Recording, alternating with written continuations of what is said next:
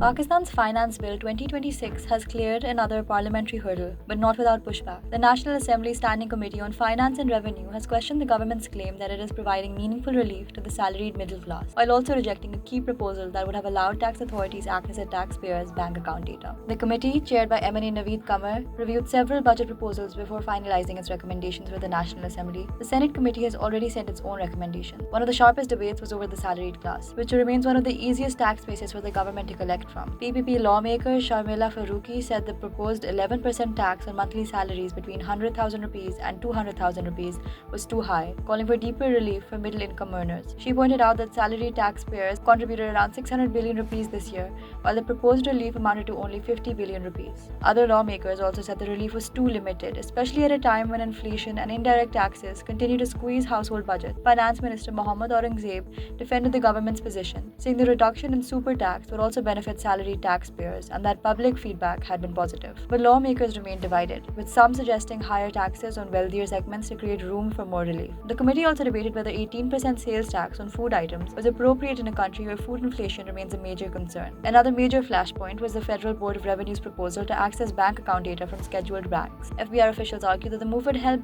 compare bank transactions with income tax returns and expand oversight of high-value accounts. They told the committee that 37 trillion rupees is currently held in 1.8 million accounts, but only around 1 million of those account holders are registered with the FBR. But lawmakers warned that such access could be misused. Sharmila Faruqi said she was certain the data would be abused, while other members argued that the FBR should not be allowed direct access to account holder information. Despite assurances that the process would be routed through the State Bank of Pakistan, the committee rejected the proposal. Lawmakers also pushed back against stricter penalties for filers and non-filers, saying people with genuine reasons, including illness, should not be unfairly punished. The committee directed the FBR to redraft those amendments. However, the committee did approve tougher penalties in cases where tax evasion or concealment is proven. The penalty for failing to undergo audit was raised from 25,000 rupees to 100,000 rupees. The fine for providing false information was also increased to 100,000 rupees. For hiding taxable assets or income, the penalty was raised to 100% of the tax shortfall. The committee also approved higher surcharges for late filing. Companies filing late will now face a surcharge of 100,000 rupees, associations of persons 50,000 rupees, and individual taxpayers 25,000 rupees. In another key decision, lawmakers backed a special excise duty on imported luxury vehicles. Cars between 2000cc and 3000cc